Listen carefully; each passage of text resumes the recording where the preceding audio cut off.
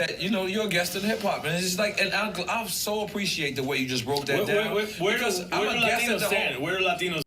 Here's Sadat X and Lord Jamar on an interview with Nori and DJ EFN on Drink Champs.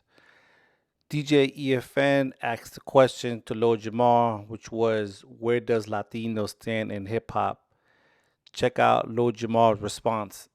First of all, Latinos was down with this shit from the beginning. Okay, shout out people like Prince Whipple Whip. Okay, shout out Charlie Chase. Shout out motherfucking Crazy Legs. What's my nigga from Crazy Legs? Shout out my niggas from the Furious 5, Tito. You know what I mean? Niggas like that, like Puerto Ricans and all of that. First of all, they're black people. Let's not get it twisted. Like we got dropped off at different islands and shit like that. It all started. Cubans is blacker than me. It all started in Africa, okay? Right. Now, when you're on an island, though, the grafting process goes faster because you have a smaller geographical area. So if the slave master starts intertwining whoever phone that is, throw that with the slaves, they're going to get lighter and lighter at a faster rate, whereas in America, it's a bigger geographical area. So, you know, the slave master was definitely intertwining, but it was spread out more. Right. Whereas you have certain islands where they just fucking damn near try to milk it all the way. They try to graft it like the shit was Patmos. Right. You understand? So Puerto Ricans, Hispanics have been down with this from the beginning, and I don't separate Puerto Ricans and Hispanic. So when I say this is our house, it's our house.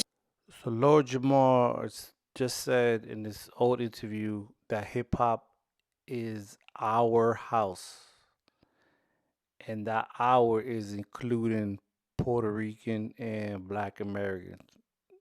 He said it a few times, our house. So now you fast forward into this new era, and now Puerto Ricans are considered guests in hip hop. You be the judge. Right. You understand what I'm saying? Right.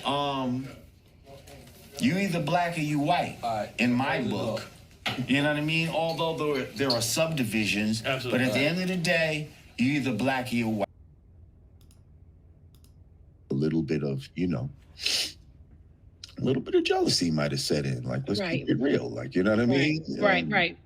You know, and then eventually when hip hop came, they had an opportunity to like attach themselves to that and get some recognition that way that they didn't get when Soul Train was around. You understand what I'm saying? Right. But in no shape, form, or fashion did they create graffiti and all of this. Like, you heard the previous clip where he said that hip hop was our house, that was including Puerto Ricans and Black Americans.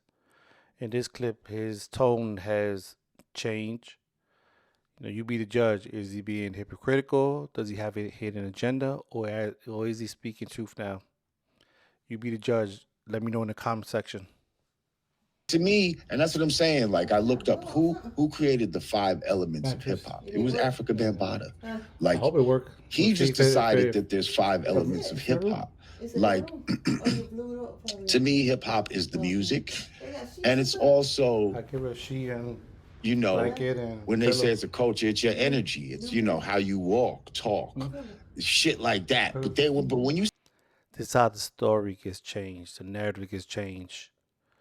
First, you starting to hear about hip hop being created in the South and not in New York. And then now you're starting to hear other individuals not considering graffiti or even b-boying as elements to hip hop.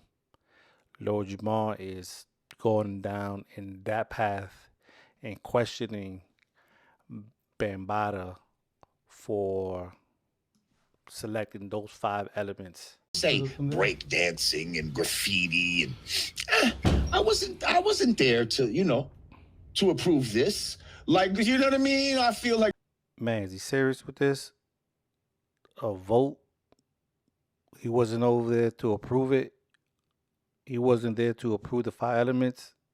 Really? Come on now. Bambaataa arbitrarily said there's 5 elements of hip hop.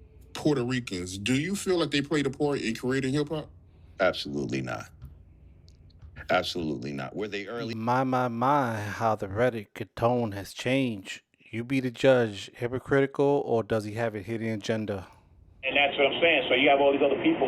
Some of the people you got talking weren't there. Right. They weren't there. You came in the fucking 80s. We had already stopped by that time. So okay, so you would say the culture started with the black spades. Yeah, the spark for the culture started with the black spades. It comes out of gang culture. Yes, it does. The spark for the culture. Okay. Yeah. But the person who's the genesis for what hip hop is today is Kool Herc. That's the guy who was playing the music, you know. And There's Charlie Rock giving Kool Herc his flowers at the genesis of hip hop. B-boys were there, and as it spread out. other people make contributions. That's where Bambaataa and Flash come in, and we call it Trinity, right? And, you know, Bambaataa is probably one of the single biggest influences for spread two things. Africa Bambaataa, one, for expanding the music. Right. All right? Kool Herc provided the genesis. Okay. All right? Bambaataa started playing music that nobody was playing. Bambaataa was playing music that you usually associated with white boys. You know what I mean? He's playing Steam, nah, nah, nah, nah, hey, hey. He's playing that. Nobody else was playing that. Digging in the crates. He was digging in the crates hard. Right. Bam was playing music from Africa, okay? He was the first one to really start playing go-go music in New York. Nobody was playing that. He was playing EU Freeze and Chuck Brown and Soul Searchers. Nobody else was playing that. Right. And for a lot of people, the first time they would hear certain records, Dance to the Drummer's Beat, Mambo No. 5, you know, and Ain't No Half-Stepping, you know, all those things. Bam started playing them first. And people were like, yo, where is it? And, you know, back in those days, cats would keep...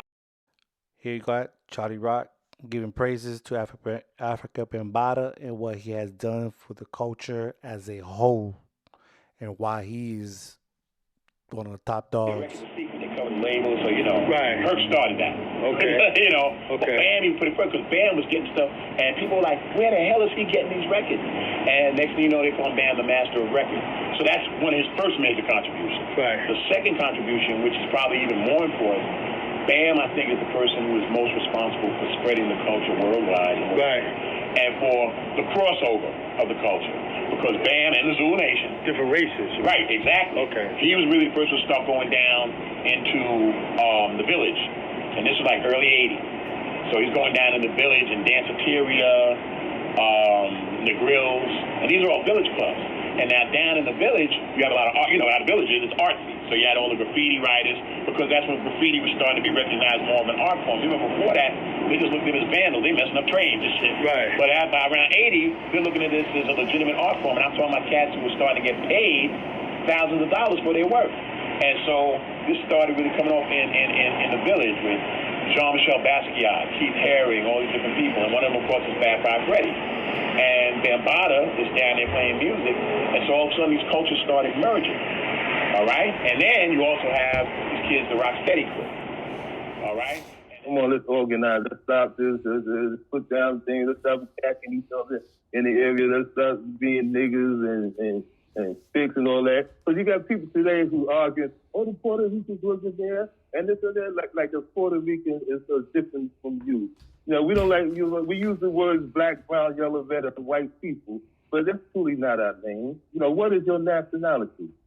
What is your ancestry? What is your history, your story? Mm-hmm. So you got people arguing now today, YouTube and all this. You know, Puerto Ricans was in there, and this is there, that. And you got them that, you know, I'm not black. You know, I'm just that. Like there's no such thing as you wasn't black and white as a Puerto Rican or Boricua, as a Dominicano. You know, you didn't know you want to claim Latino, but you don't know your Moorish history, what happened before that. Right. So all this is gathering up, and we sound crazy today attacking each other over foolishness.